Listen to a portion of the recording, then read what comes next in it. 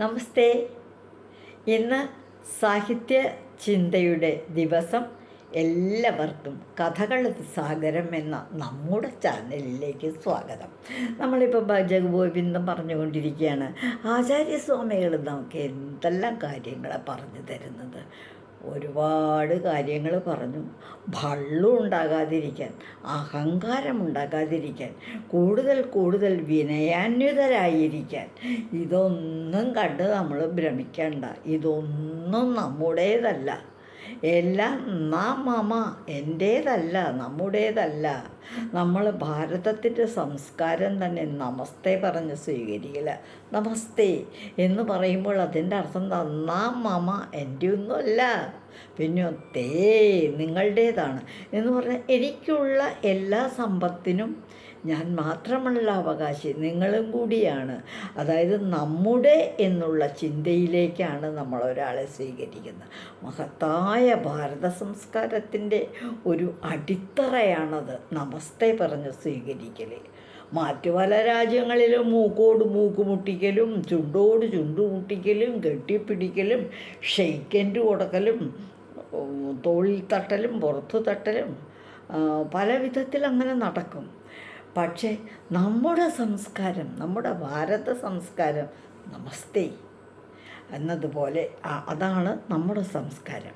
ഇനി ഭജഗോവിന്ദത്തിൽ നമ്മളിപ്പോൾ ഇതുവരെയായിട്ട് 11 ശ്ലോകങ്ങളും ഞാനൊന്ന് എനിക്കറിയാവുന്ന വിധത്തിൽ പറയുന്നുണ്ട്. ഇന്ന് 12ാമത്തെ ശ്ലോകമാണ്. 12ാമത്തെ ശ്ലോകത്തോടുകൂടി ആചാര്യസ്വാമികൾ വാസ്തവത്തിൽ നമ്മൾക്ക് പറയുന്ന ആ ഉപദേശങ്ങൾ നിർത്തി പിന്നെ അതിൻ്റെ ഒരു ബലശ്രുതി പോലെയാണ് അടുത്ത ശ്ലോകം. 12ാമത്തെ ശ്ലോകം ഞാൻ വായിക്കും.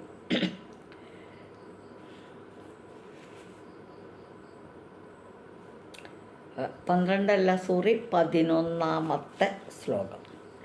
മാ കുരുധനമദയൗവനഗർവം, മാ കുരു നനമദയൗവനഗർവം, ഹരതി നിമേഷാൻ കാലസർവം, ഹരതി നിമേഷാൽ കാലസർവം, മായാമയമേതമഖിലം ഹിത്വാ, മായാമയമേതമഖിലം ഹിത്വാ, ബ്രഹ്മപദം ത്വം പ്രവിശ വിദിത്വാ. ഒന്നുകൂടെ വായിക്കുകയാണ്. മാ കുരുധനമദരയൗവനഗർവം, ഹരതി നിമേഷാൽ കാലസർവം, മായാമയമേതമഖിലം ഹിത്വാ, ബ്രഹ്മപദം ത്വം പ്രവിശ വിദിത്വാ. എന്താ ഈ ശ്ലോകത്തിൽ പറയണം? മാ കുരു ധനമത, ധനം കൊണ്ട്, ധനമുണ്ടാകുമ്പോൾ ഒരു 99.9 കൂട്ടർക്കും അഹങ്കാരം വരും. ആചാര്യസ്വാമികൾ പറയുന്നതും അതാണ്. ധനം കൊണ്ടുള്ള ആ അഹങ്കാരം, മതം. അതുപോലെയോ യൗവനഗർവം, ആരോഗ്യമുണ്ടെന്നുള്ളൊരഹങ്കാരം. എനിക്കിപ്പോൾ എന്ത് വന്നെന്താ, എന്താ എനിക്ക് നല്ല പണമുണ്ട്, നല്ല എന്ത് പണിയെടുത്ത് ഞാൻ നേടിക്കോളാം, എനിക്ക് ആരോഗ്യമുണ്ട് എന്നുള്ള അഹങ്കാരം. എന്തും വില കൊടുത്ത് വാങ്ങാനുള്ള ധനം എനിക്കുണ്ട് എന്നുള്ള അഹങ്കാരം. ഹരതി നിമേഷാൽ കാലസർവം, ഹരതി ഇതൊക്കെയുണ്ടല്ലോ. ഈ യൗവനമുണ്ട്, യൗവനത്തിൽ ആരോഗ്യം കൊണ്ടുള്ള അഹങ്കാരവും ധനം ഉണ്ടെന്നുള്ള അഹങ്കാരവും ഈ ഗർവവും നിനക്കുണ്ടാകരുത് കുഞ്ഞേ. അങ്ങനെ പാടില്ല. അഹങ്കാരമേ പാടില്ല. മതം, ഗർവം ഇത് രണ്ടും നമുക്ക് പാടില്ല എന്ന് ആചാര്യസ്വാമികൾ പറയുന്നു. കാരണം എന്താണെന്ന് പറഞ്ഞാൽ, കാലൻ ഒരു നിമിഷം, ഹരതി നിമേഷാൽ, ഒരൊറ്റ നിമിഷം കൊണ്ട് ഇതിനെ നശിപ്പിക്കാൻ, സർവം നശിപ്പിക്കാൻ കാലനൊരാൾ മതി. കാലൻ വിചാരിച്ചാൽ ഒരു നിമിഷം കൊണ്ട് ഇത് മുഴുവൻ കൊണ്ടുപോകും. എന്ന് പറഞ്ഞാൽ എങ്ങനെയാണ്? ആദ്യം തന്നെ നമ്മളെ ജീവൻ അങ്ങോട്ട് കൊണ്ടുപോയി കഴിഞ്ഞാൽ നമ്മളുടെ ധനമോടെ ഇട്ടേച്ച് പോകണം, ആരോഗ്യം ഇട്ടേച്ച് പോകണം, സർവ്വതും ഇട്ടേച്ച് പോകണം. വല്ലതും കൂടെ കൊണ്ടുപോകാൻ പറ്റുമോ? പറ്റില്ല. അത് മനസ്സിലാക്കണം. ഈ ആരോഗ്യം അതെന്നും എനിക്കുണ്ടാവില്ല. ഈ ധനം അതും എന്നും എൻ്റെ കൂടെ ഉണ്ടാവില്ല. ഇപ്പണ്ട് ഞാനത് വേണ്ടതുപോലെ ആസ്വദിക്കുക, ദുർവ്യയം ചെയ്യാതിരിക്കുക, ജീവകാരുണ്യ പ്രവർത്തനങ്ങളൊക്കെ പറ്റുന്നത് പോലെ ചെയ്യുക. അതാണ് വേണ്ടത് എന്ന് ആചാര്യസ്വാമികൾ ഉദ്ദേശിക്കുന്നു. മായാമയമീതമഖിലം ഹിത്വാ, എന്താ ഈ പറയുന്നത്?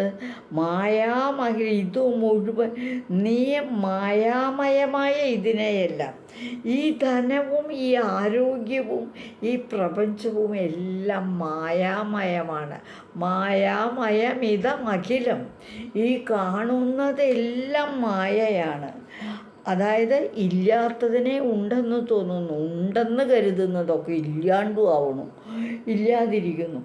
അതുകൊണ്ട് ഈ മായാമയമായ ഇതിനെ എല്ലാം ഉപേക്ഷിച്ച് എന്ത് ചെയ്യണം? ബ്രഹ്മപദം ത്വം, ബ്രഹ്മപദം ത്വം. ഇവിടെ ബ്രഹ്മപദം എന്ന് പറഞ്ഞാൽ ജ്ഞാനിയാകൂ, അറിവുള്ളവനാകൂ, ജ്ഞാനം നേടൂ, വിജ്ഞാനിയാകൂ.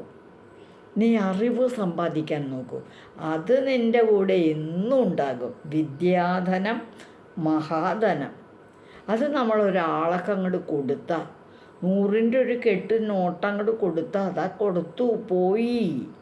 എന്നാൽ അതേ സമയത്തോ ഒരു നല്ല കാര്യം മറ്റൊരാൾക്ക് പറഞ്ഞു കൊടുത്താൽ നമ്മുടെ കയ്യിലുള്ളതൊന്നും പോവില്ല, പകരം ഉള്ള അറിവ് വർദ്ധിക്കുകയേയുള്ളൂ.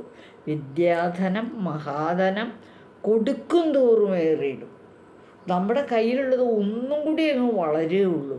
അതുകൊണ്ട് പരബ്രഹ്മ ജ്ഞാനിയാകും. ബ്രഹ്മപദം ത്വം പ്രവിശവിദിത്വ, മായാമയമായ ഇതിനെയെല്ലാം ഉപേക്ഷിച്ച് ജ്ഞാനിയായി പരബ്രഹ്മത്തെ നേടിയാലും പരബ്രഹ്മത്തെ പ്രാപിച്ചാലും ഈശ്വരചിന്തയോടുകൂടി അറിവ് നേടാൻ ശ്രമിക്കൂ എന്നാണ് ആചാര്യസ്വാമികൾ ഈ ശ്ലോകത്തിലൂടെ പറയുന്നത്.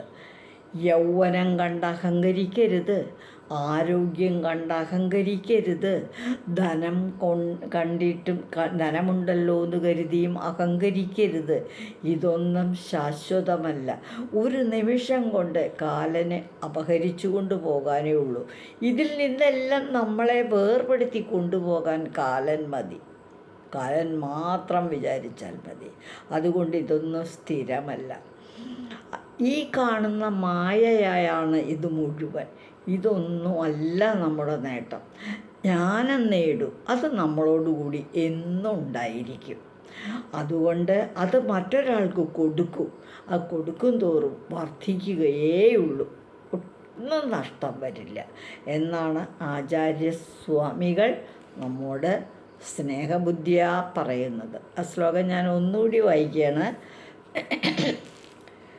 മാ കുരുധനമധയൗവനഗർവം ഹരതി നിമേഷാൽ കാല സർവം മായാമയമിദമഖിലം ഹിത്വാ ബ്രഹ്മപദം ത്വം പ്രവിശവിദിത്വാ. ഈ ആഴ്ചയിലെ സാഹിത്യചിന്ത ഇന്ന് നമുക്കെല്ലാം കൂടെ ഭഗവത്പാദങ്ങളിൽ ആചാര്യപാദങ്ങളിൽ തന്നെ സമർപ്പിക്കാം. അടുത്ത ആഴ്ച മറ്റൊരു ശ്ലോകവുമായിട്ട് കാണാം. ഇതുവഴി വന്നാലും ഇത്തിരി നേരമിരുന്നാലും കഥകൾ കേട്ടാലും കളിയായി പറയും കഥയാണേ, കാര്യം പറയും കഥയാണേ. എല്ലാവർക്കും നന്ദി. ഈ നല്ല ചിന്തകൾ, ഈ സത്കാര്യങ്ങൾ മറ്റുള്ളവരുമായി പങ്കുവയ്ക്കൂ. കൊടുക്കുന്തോറും ഏറി. നന്ദി, എല്ലാവർക്കും നന്ദി. ഞാൻ നിങ്ങളുടെ മാലതി ചേച്ചി. ഇത് നമ്മുടെ ചാനൽ കഥകൾ അതിസാഗരം. ആകുന്നത്ര പ്രചരിപ്പിക്കൂ. ഈ നല്ല കാര്യങ്ങളാണ് പറയുന്നത്, മറ്റുള്ളവരോട് പറയൂ.